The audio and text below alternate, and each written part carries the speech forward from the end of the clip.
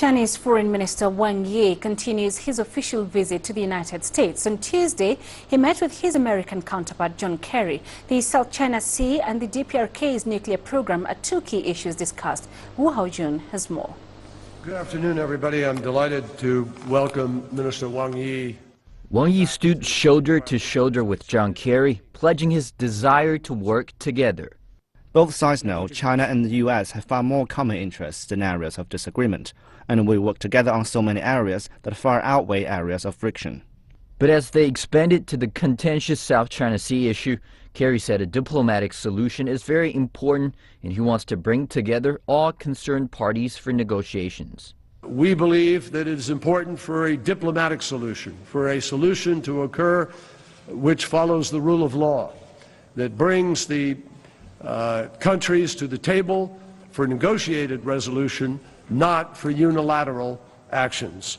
Wang said that China has historically owned those islands in the South China Sea and also wants peace and stability and free navigation in the region. But he said China does not want to see any more close-up military reconnaissance or the dispatch of missile destroyers or strategic bombers there. He also pointed out that Beijing has always been willing to resolve the issue peacefully, but he said one particular country, which he explicitly named, has been reluctant to take part in the dialogue.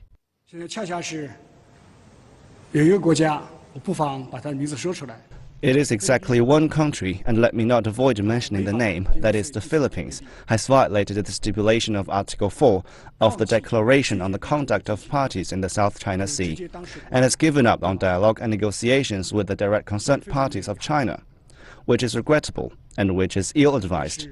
And of course, we will not stop implementing the DOC because of one country's violation. Also at the press conference, Wang mentioned a recent report in the Wall Street Journal which inferred that China has been building radar facilities on some of the islands in the South China Sea. But the foreign minister said focus should not be solely on China, but military buildups by some other countries in the region.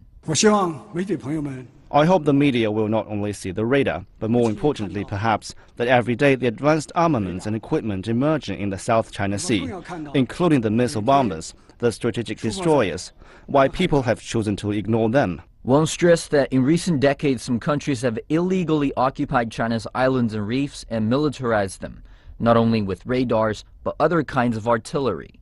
Wu Haojun, CCTV.